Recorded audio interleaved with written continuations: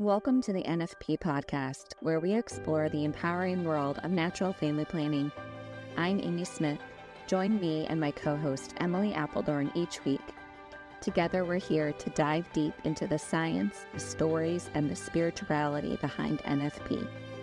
Every week, we push back against the free love culture and advocate for a culture of responsible love, where intentionality and respect are at the forefront of family planning. Join us as we discuss everything from the practicalities of charting and fertility awareness to the profound impact NFP can have on relationships and communities. Whether you're new to NFP or a seasoned pro, our podcast is your go-to resource for honest conversations, expert insights, and real-life experiences. So grab a friend, settle in, and get ready to be inspired. This is the NFP Podcast.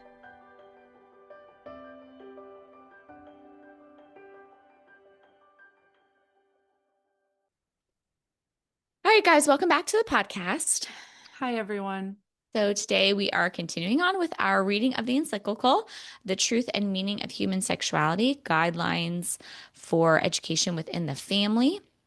And we are in, scroll back, the subsection on puberty. So now we're kind of in the practical application part. This is heading, 4 learning stages.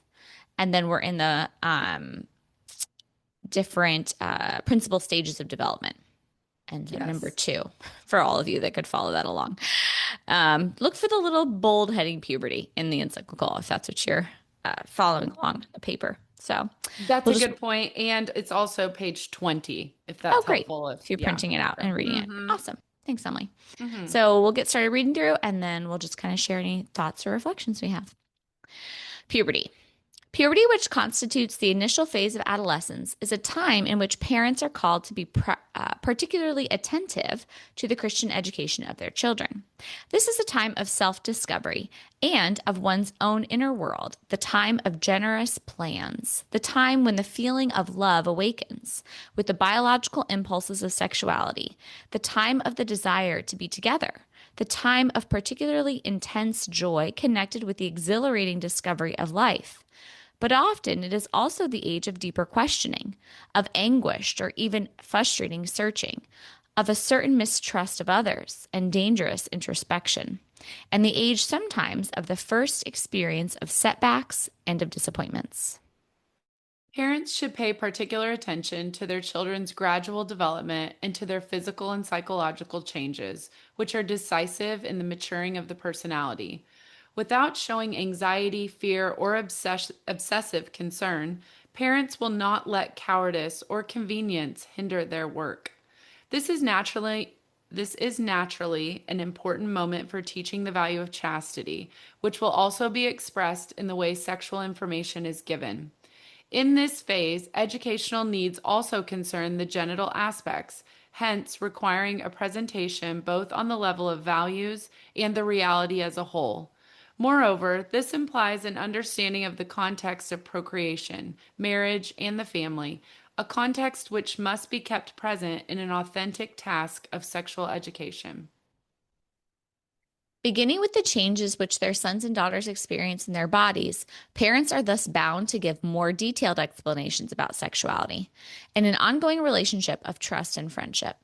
Each time girls confide in their mothers and boys in their fathers, this relationship of trust and friendship should have already started in the first years of life. Another important task for parents is following the gradual physiological development of their daughters and helping them joyfully to accept the development of their femininity in a bodily, psychological, and spiritual sense. Therefore, normally, one should discuss the cycles of fertility and their meaning, but it is still not necessary to give detailed explanations about sexual union unless this is explicitly requested. It is very important for adolescent boys to be helped to understand the stages of physical and physiological development of the genital organs before they get this information from their companions or from persons who are not well-intentioned. The physiological facts about male puberty should be presented in an atmosphere of serenity, positively and with reserve, in the framework of marriage, family, and fatherhood. Instructing both adolescent girls and boys should also include detailed and sufficient information about the bodily, psychological characteristics of the opposite sex, about whom their curiosity is growing. In this area, the additional supportive information of a conscientious doctor or even a psychologist can help parents without separating this information from what pertains to the faith and the educational work of the priest. Through a trusting and open dialogue, parents can guide their daughters in facing any emotional perplexity and support the value of Christian chastity out of consideration for the other sex. Instruction for both girls and boys should aim at pointing out the beauty of motherhood and the wonderful reality of procreation, as well as the deep meaning of virginity. In this way, they will be helped to go against the hedonistic mentality, which is very widespread today, and particularly at such a decisive stage in preventing the quote-unquote contraceptive mentality, which unfortunately is very common and which girls will have to face later in marriage. During puberty, the psychological and emotional development of boys can make them vulnerable to erotic fantasies, and they may be tempted to try sexual experiences. Parents should be close to their sons and correct the tendency to use sexuality in a hedonistic and materialistic way. Therefore, they should remind boys about God's gift, received in order to cooperate with Him, to actualize in history the original blessing of the Creator, that of transmitting by procreation the divine image from person to person. And this will strengthen their awareness that fecundity is the fruit and the sign of conjugal love, the living testimony of the full reciprocal self-giving of the spouses. In this way, sons will also learn the respect due to women. The parent's task of informing and instructing is necessary, not because their sons would not know about sexual reality in other ways, but so that they will know about it in the right light. In a positive and prudent way, parents will carry out what the fathers of the Second Vatican Council requested. It is important to give suitable and timely instruction to young people, above all in the heart of their own families, and the dignity of married love, its role and its exercise. In this way, they will be able to engage in honorable courtship and enter upon marriage of their own. Positive information about sexuality should always be part of a formation plan so as to create the Christian context in which all information about life, sexual activity, anatomy, and hygiene is given. Therefore, the spiritual and moral dimensions must always be predominant so as to have two special purposes: presenting God's commandments as a way of life and the formation of a right conscience.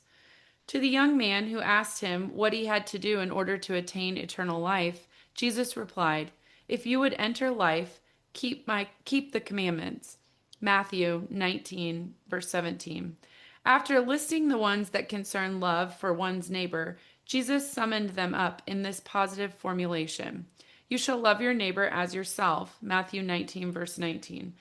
In order to present the commandments as God's gift, expressing the covenant with Him, confirmed by Jesus' own example, it is very important for the adolescent not to separate the commandments from their relationship with a rich interior life, free from selfishness. As its departure point, the formation of conscience requires being enlightened about God's project of love for every single person, the positive and liberating value of the moral law, and awareness both of the weakness caused by sin and the means of grace which strengthens us on our path towards the good and towards salvation.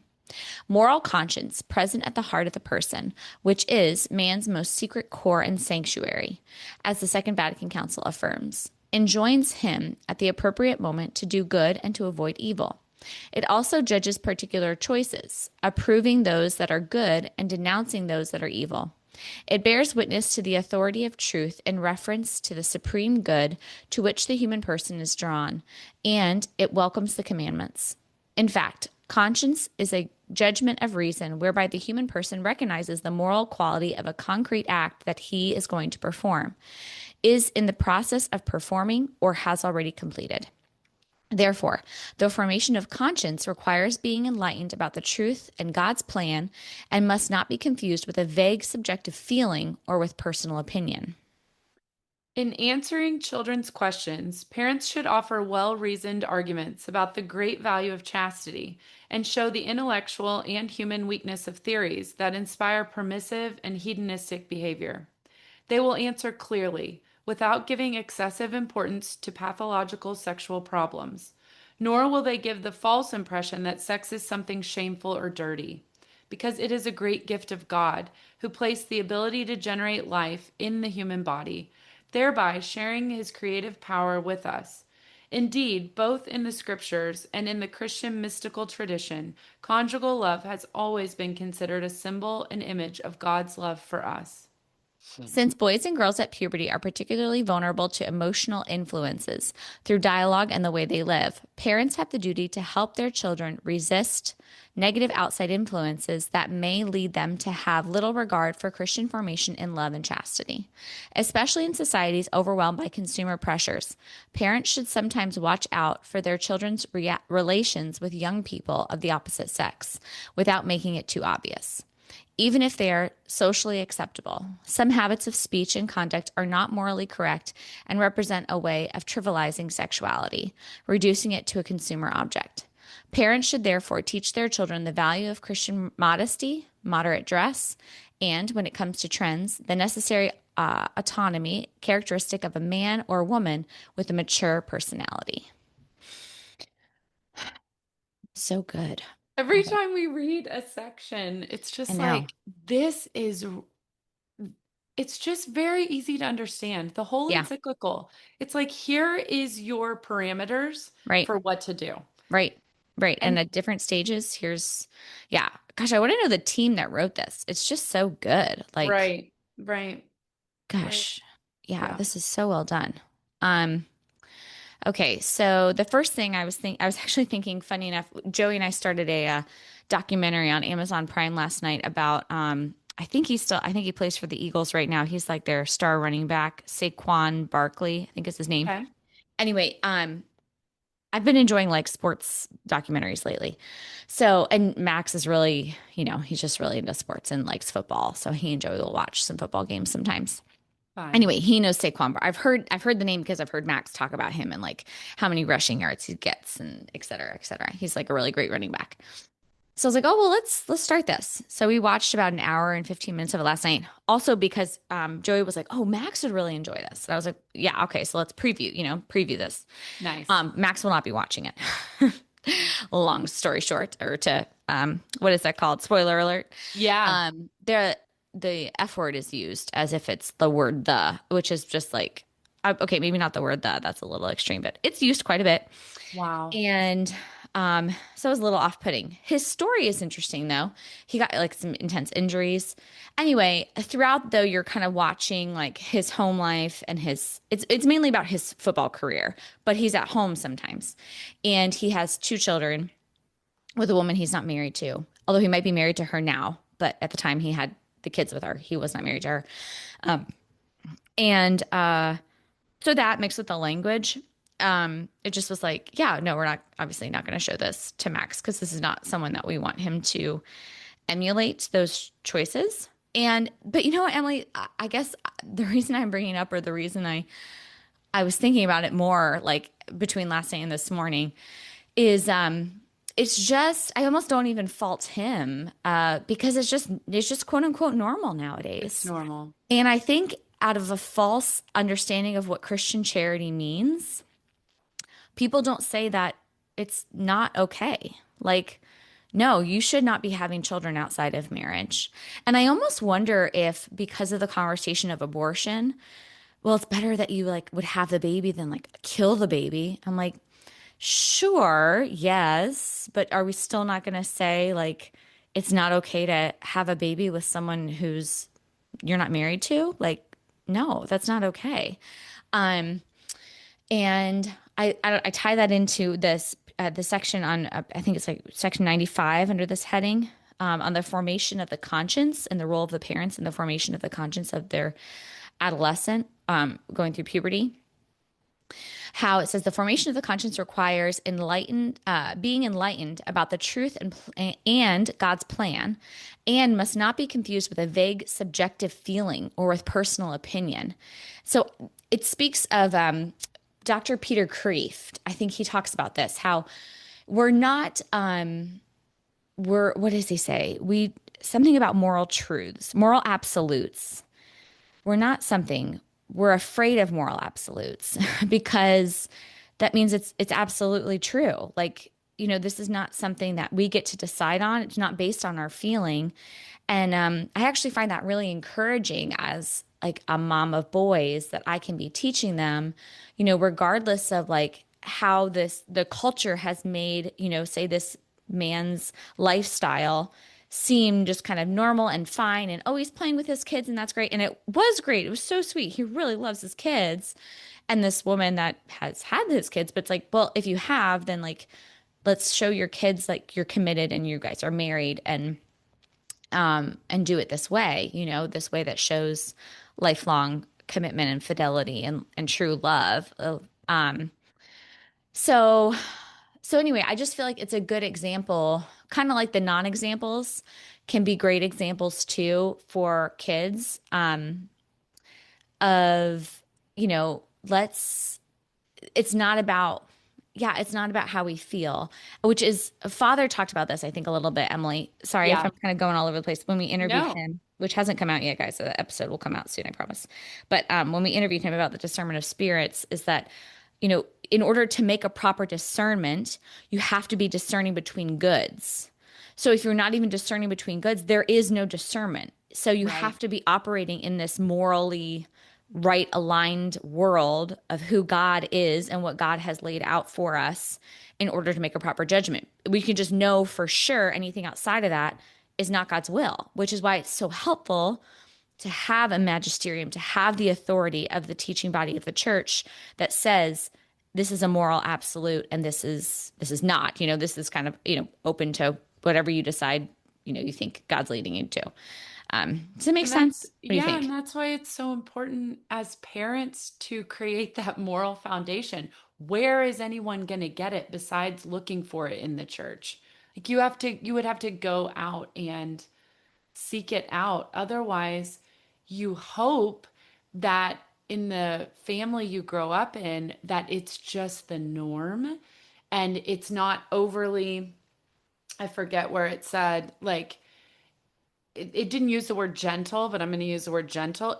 Everything is just gently conveyed as these are the truths. This is what you do with your body.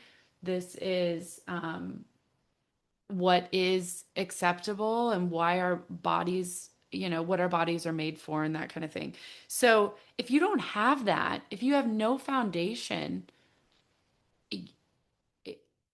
it would be unlikely for anything to just change on a dime at any point in your life without you really seeking it out or someone having the courage to say something to you, which takes a lot of courage. So, this is just, a simple little section in the scheme of this whole encyclical, but such a profound part in everyone's formation, in everyone's life, everyone's family life, everyone, depending on the actions of the person, like this, it's just heartbreaking, but this is so true. The very last line in the first section, 87, but often it's also the age of deeper questioning, of anguished or even frustrating searching, of a certain mistrust of others and dangerous introspection, and the age sometimes of the first experiences of setbacks and of disappointments. The first ones as kids, like, that's incredible, number one. And also such a big deal, because these are setbacks and disappointments that affect a lot of times people that you think or that you perhaps really care about or you feel like you're attracted to or, these are different feelings that you haven't ever experienced perhaps. And this, I wrote the sentence right before the one I read about the time of the desire to be together. I don't think that's specifically just saying the desire to be together with the opposite sex. This is when friendships are really cultivated. Not that they're not at a young age, but you really start to trust your peers. Maybe you shouldn't at that age, depending on who they are, but you really start to share things. And I will just simply say, in regards to same-sex friendships, there can be a lot of quote unquote setbacks and disappointments with same-sex friendships, right? Because you are at this stage where you may feel, I don't know if feeling more mature is like the right way I would want to convey what I'm trying to say, but like you're just talking about things that perhaps you've heard your mom or your aunts talk about, or other people talk about, and kind of maybe trying to relate to those stories maybe that you've heard growing up. I'm just thinking of personal experiences of mine. And if you say to a friend and that cannot identify with anything you're saying, like that can be really, there's just so much emotional hurt that can be had, whether that's with someone you feel like you're attracted to and trying to figure out those feelings, or people that you feel like you're really growing closer with, like in a deeper friendship, and maybe it's not going the same way for both of you. Do you know what I'm trying to say? Absolutely. I also feel like there's some value. Well, not some. I think there's great value. I think I've talked about it before, maybe with you or on the podcast, but of like telling kids at this stage that you're at this stage. Like, this is what you're going through right now. And I feel like, that would be a really great talk at a middle school. I remember when I was substitute teaching at a middle school, and like, it was just awful. So I was just like, oh, it was like everyone's just awkward. And that was what I want. I feel like the school uniform in middle school should be like, I'm awkward and so are you. And we're going to get through this together because like we're figuring this out. There's so much going on physiologically, psychologically, and then socially. And I think just like, calling a spade can be really helpful. It because gives me chills to think about that. That's empowering. because I feel like they're not stupid. And it would probably be nice for someone to call out to say like, yeah, what you're going through right now, it's a lot. It's going to end. It will pass. It's beautiful. Your body is changing and it's impacting a lot of different layers of who you are. And it's a great thing, but it's not going to feel great all the time going through it. And I think just saying that, it's like when we talk about having a friend and just like sharing something and having the person say like, oh, I can so relate. Like even that just said this morning, Emily, right? When I told you like, oh gosh, I totally flopped as a mom last night. Like I just lost it. And to hear you say like, oh my gosh, me too. It's just like, oh, like I just feel like you're not alone. Nothing changed, but there's something about the power of that. It's just so, it's the cross, Emily. It's Simeon. It's someone coming and holding the cross with you of like, oh, thank you, Lord. I'm not alone. You know what I mean? That's exactly it. It feels like this burden is taken off of you. And I just feel like what a great service we could give to our young people to say like, because I remember going through puberty and it was like everyone's doing this, but they're doing it at different stages, right? Like I was kind of late to the game among my friends, which is also awkward and weird and added a whole nother element. And, while my mom like did a great job and was very well meaning to say like, but you're a girl and you're going through these changes and it's okay. Like it was like it was like a silo voice in my world of like the culture and being in school. And like, I wasn't hearing that message anywhere else. Everywhere else, it was like, try to be someone you are not. Like either you've already gone, pretend like you've already gone through this puberty. Now you're on the other side. And it's like, you're just, I don't know. It's the thing that my mom talks about with, when people, which is funny because we all went to public school most of our schooling career, but she'll talk about the most idiotic thought about homeschooling is this idea of like the reason people need to be in school is for socialization. She'll always say like, that's just so ridiculous. It's like the blind leading the blind. Why would you let someone who doesn't know how to socialize teach someone else how to socialize? It's just so ridiculous. So anyway, those are her words, not mine, by the way. But I do kind of agree with her to some extent when I see kids talking. I'm like, that's not good information. That's really stupid to say. Let's not do that, because they're kids and they don't know. I think it's just even more so in this situation, puberty, where what was the other paragraph? It's about the parents and how they should respond. Oh, and answering children's questions on paragraph 96. Parents should offer well-reasoned arguments about the great value of chastity and show the intellectual and human weakness of theories that inspire permissive and hedonistic behavior. And I love this, Emily. This is like my paragraph. I'm like, yes, like to have these like more like, nuanced conversations with our children who are exploring these topics. I just find that and probably because this is an area that I'm intellectually curious about myself, I just find it so exciting. So you love talking about it. Right. Yeah. None of my boys will love talking about it because that's going to be my luck. But I'm going to love talking about it. So when they ask me a question, they're probably going to stop asking me questions after a little bit. I'm like, because they're going to be like, okay, mom she just goes off the deep end. But I'm going to try to restrain myself. But I feel like balancing this. If your boys are called, go ahead. If your boys are called to marriage, your future daughter-in-laws will be so grateful. They will be so grateful because. Oh, Emily, I never thought about that. It's true. In the event that perhaps they don't end up having any sisters, right. you will have them so well prepared. Like that won't matter. Oh, Emily, I love that. I hadn't even thought about that. Yeah, because I was like, I don't have any girls to teach about cycles and things. But you're right. My boys, you're right. That's true. They will know. They will hope, whether they like it or not, they will know. They might know more than their wives if they're called to marriage. They could. But then my daughters-in-law will just hate me because my sons will be like, you should just go talk to my mom. And they'll be like, awkward. Oh, I'm not going to go talk to your mom. Not going to go talk to your mom. That's bad. Oh, anyway. I never thought about it like that. So right. I'm hoping the opposite.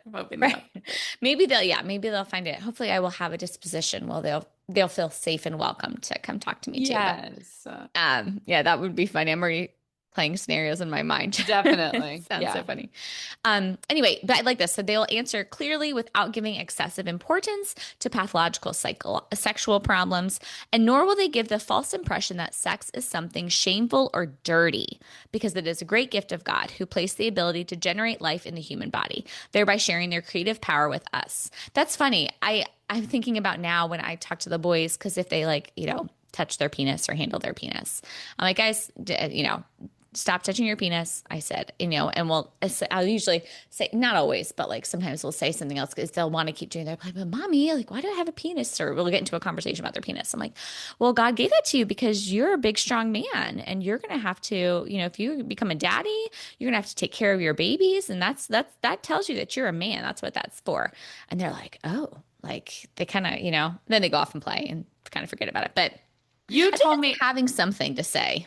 I know it is. And I don't know if we've said this on the podcast, but you said something one time, and I've used that on my own kids. And also I used it on my nephew this weekend because we were all in the car. And anyway, you have mentioned in a situation, if a kid is like, oh, this tickles, or, oh, this feels good. That happens all the time. It feels like it comes up all the time. And I just remember you saying one time, I just simply try to say, let's try to find another part on our body that feels really good. And I that's my go-to. It's my immediate. And I'm like, oh, you know what? Is there another part on your body that feels good? Like your belly button? And then they'll be like, oh, or this sparked a whole conversation that we were having because my nephew just mentioned, oh, when we go over those bumps in the car, it tickles my penis or something like that, just something so silly, and so I'm like, oh, is there another part on your body that feels really good too? I'm just like, okay. So funny. But it's I feel like because you've given me that line, I try not to halt or miss a beat. I try to just redirect, Oh, that's a great way to do it. Yeah. It's funny. I don't even yeah, remember like saying that.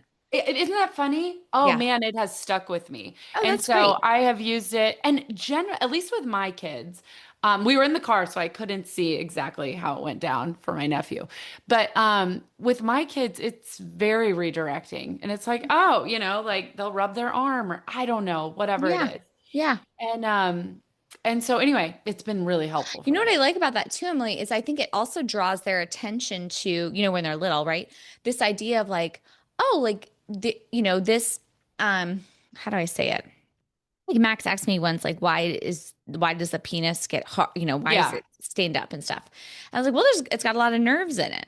So I think just like sometimes to just be factual, like, it absolutely. doesn't have to become a sexual thing. It No, can it's just be like there's nerves. And by saying like what other part of your body feels good when you touch it is yes. to say like, oh, this is a part of my body that has nerves, like other parts of my body have nerves. It's kind This of like is it's not that big of a deal exactly. in a It's way. not. That's so cool, Emily. Yeah, yeah. So anyway, thank you for that because It's funny. that's helped Well, me. thank you for bringing it back up because I didn't even know I said it. And I'm like, oh, that is it's a great idea.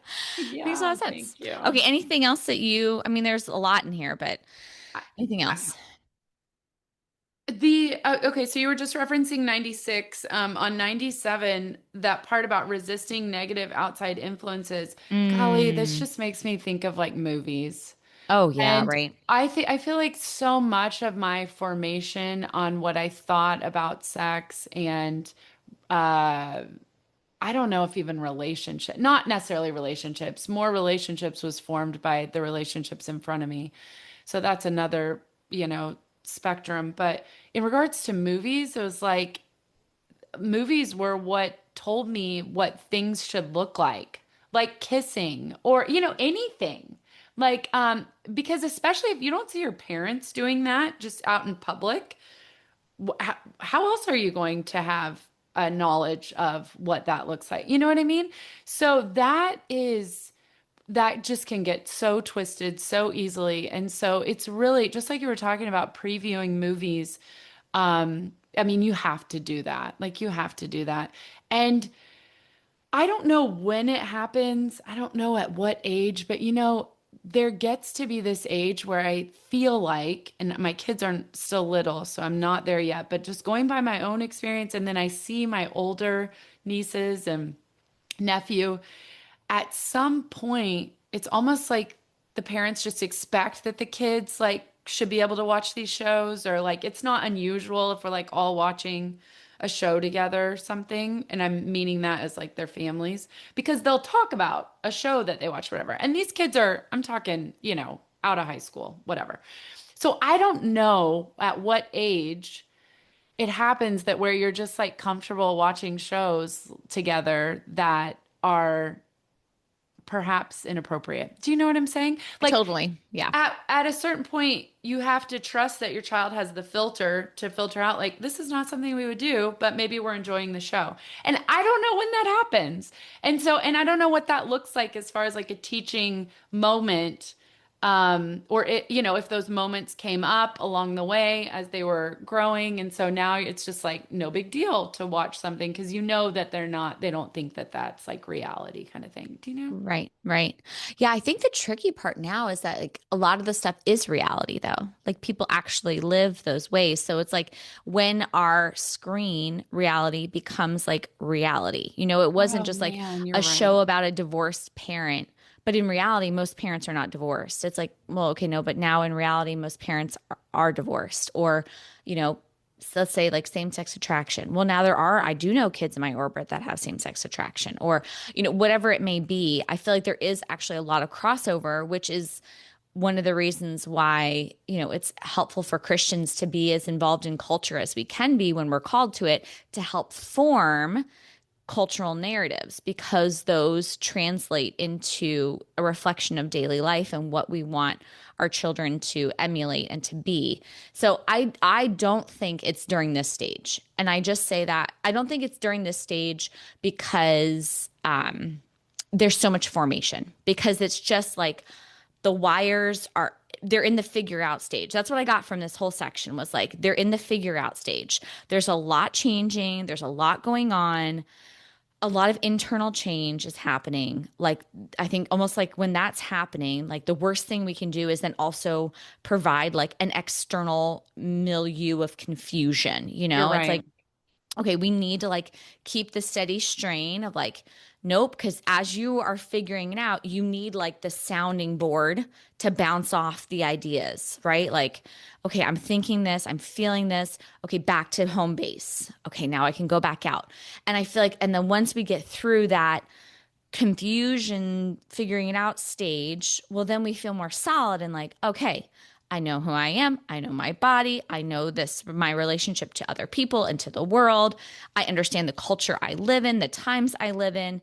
And now I have that ability to kind of make that juxtaposition between truth and non-truth. Does that make sense? Oh, yeah, you're totally right. And as you're saying this, I'm like, I bet this is the next section. Oh, I'm sure. Right. About Yeah. because the next section is adolescence. Adolescence, right. So, no, and then into adulthood.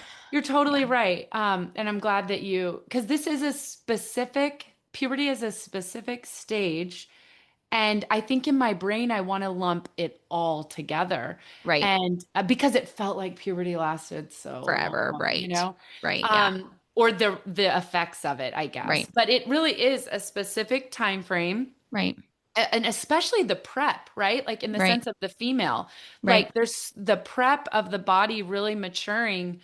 It takes years. Yes. And What a then great point, Emily. That's a great perspective for us as parents to remember, is that this is not going to be like a week-long process. This takes years. And to be there with our children in that time of formation. Oh my gosh. And so calling important. the spade, right? Yes. Like, hey, this is happening in your body. You cannot see it physically yet, externally, but this is happening. And this is why you feel this way. And this is why your emotions feel this way. And yeah, that will be very important to give words to the child to explain how they're feeling, because And let's not otherwise, pretend it's not going on. I no. just feel like it is. It's like, this is the biggest elephant in the middle of this age group room, if you will. And I'm like, gosh, wouldn't it just be so much better if we all just said, here's what's going on, guys. We're here to help you get through it. Here's the pluses and the minuses, and it's going to be okay. Because I feel like that would just help, it like kind of like cut the ice, if you break the ice, if you will, like a kind of an icebreaker. Oh, absolutely. I just think of especially the emotions, right? Like, I don't know why I'm crying right now. Like how Right. often is that going to happen? And it's like, Right. you know what? It's okay. Like Right. this is totally normal. Even though Right. it doesn't feel like it makes sense, Right. it explains what's going on in your body, and your body is good. And I liked this section 93. During puberty, the psychological and emotional development of boys can make them vulnerable to erotic fantasies and may be tempted to try sexual experiences. Man, as a mom of boys, I really like this whole paragraph, because I think it just helps us remember that, as we approach this with our boys, that they are going to have these strong desires forming in them, and that they are good, and that you're going to now you're starting to be attracted to these little girls that you just used to play with. Like, there's something is changing. And I imagine for them, again, I'm not a boy, so I never went through it. That's hard. And what do I do with that? Is this wrong? Is it bad? And I think to just keep as positive as possible, to say, this is beautiful and this is good. And here's how we're going to channel this, right? Like, God gave you this, and now we have to channel it in the way of virtue and of chastity, because there are going to be different options for how you decide to use this or how this is going to play out. And I think just being right there with them to say, yep, okay, we've got these desires. This is great. This is beautiful. This is good. And here's how we live that out. And how blessed could we say our boys are that have wonderful male models in their fathers and in other key male influencers in their life, who have taken those desires and are channeling them towards God's plan, who see that as a gift for their boys and as their masculinity is forming. So I just think, yeah. And I like this line here that, transmitting by procreation, the divine image from person to person, that you have a role in transmitting life as a man. And that's demanding. It's a high calling. It's a great responsibility. I think using those powerful male words, which you could say they're also female words, right? But like strength, responsibility, respect, a protection, guardianship, care for the other, like, this is what you're called to. You have a high calling. I think just to remind our boys, this is what these desires mean. And I think this is why, Emily, I really am enjoying reading this. I love about this podcast. I just love talking about that as a way to really form men so they don't feel bad about their strong desires, but they know that this is a purpose. Just like I have a desire for other things in life, right? God gave us desires for lots of things to keep us moving around as human beings. And he gave you this sexual desire, and there's a reason for it. And I think that's just the biggest part of this section on puberty is like, guys, you're going through something and there is a purpose. And I'm going to tell you explicitly what the purpose is. Because I think the biggest fault as adults in this culture is we're letting them figure it out. And we're letting the culture and media and crappy things tell them what it is. Then they're going to get confused and they're going to go down the wrong path and they're going to have babies out of wedlock and all these things, like, because no one told them. Someone just said, I don't know, just figure it out. Like, there is no right answer. There is a right answer. There is a right answer. And while I don't have any control over how my child eventually lives that out, because they're going to make their own decisions at some point, I do have the responsibility to give them the right answer and help them live that to the best of their ability. I don't know. Does that make sense? Beautiful. Like, yeah. so And I think, no. And I think that this is why it's so important for kids at this stage, especially just like you were saying. I mean, in an ideal situation, they're growing up in a loving family where the parents are married, because all I can think is if the mom, which sometimes naturally this falls on the mom, it just does. So if the mom does not have a respectable view of her husband or her ex-husband and their sexual desires, this can get so twisted, And so if you don't want any shame for these boys, you want this to be you want them to have that fatherly example, and where that mother is really, encouraging and supporting this idea. And it's helpful when they have this father who emulates that, Yeah. Yeah. When you're not scared to talk about this and having that just that openness in your family of like, this is a topic that we can talk about. We can bat around ideas. You can ask questions. It's just trust. Yeah. It's trust. Just trust. Right. That's such a good point. Yeah. It's trust. And you're right. I think, I feel like I have actually, when I've talked to Joey about this, I'm like, hey, Max asked me this question. Is like, have you gotten any questions? He's like, no. And I'm like, okay, well, maybe my answers are sufficient. And whenever I'm asked a question, I never feel like, oh, you should go talk to your dad about that. I never say that because I feel like I have an answer for you. So maybe that's why. I also think it's like that, just the time. Like Joey spends a lot of time with our kids, but I still spend more because he goes to work. So natural. Yeah. So I'm like, I wonder if that's also it. It's just like, we have the space in our day where. And you have to remember, when kids think of a question, they ask it right then. Right. And if they don't ask it, they forget it. So it's just a matter of whoever's around. Right. I think, Right. Yeah. That's a very good point. Yeah. Very good point. Okay, this is really encouraging. Yeah, I liked the section a lot, and I still feel like my heart feels a little sad though, Emily. Like, oh man, because I feel like just so much good. And maybe I'm wrong, almost like a little experiment, right? But like, what if there was a school that made puberty like out there and like normal and like just called it out, if relatable, like. I don't know. Can I just say one thing? This is not to cut you off. I want you to finish your thought. No, go ahead.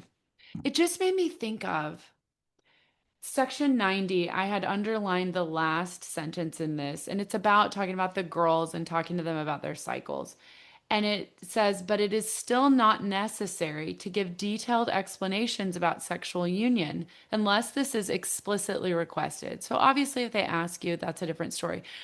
But it's making me think of, and maybe it's not for girls, maybe this is more for boys during puberty, but how often I hear, I'm not at this stage yet, but I've heard this multiple times where like the dad talks to the son, like instead of, I get a description that's different from what you were just describing about how we're going to, how we're going to use and become virtuous with these feelings that we're having and cultivate this chastity and that sort of thing. I have often heard like it, a lot of times perhaps the dad at this time will be talking to them about like how children are created kind of thing. And as I'm reading, and this just connected to me.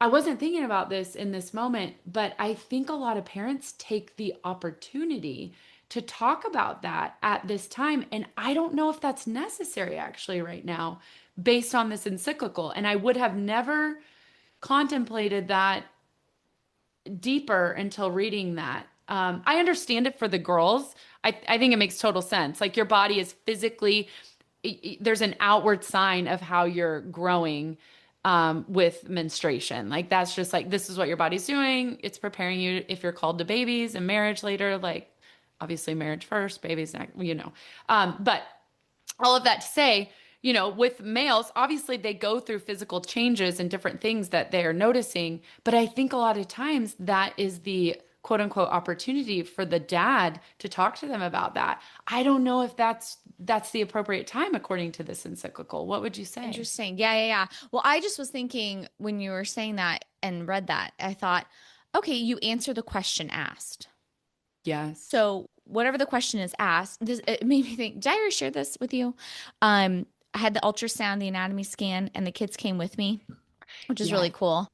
Did I already share this? And Max has been asking me questions afterwards. Okay. Oh.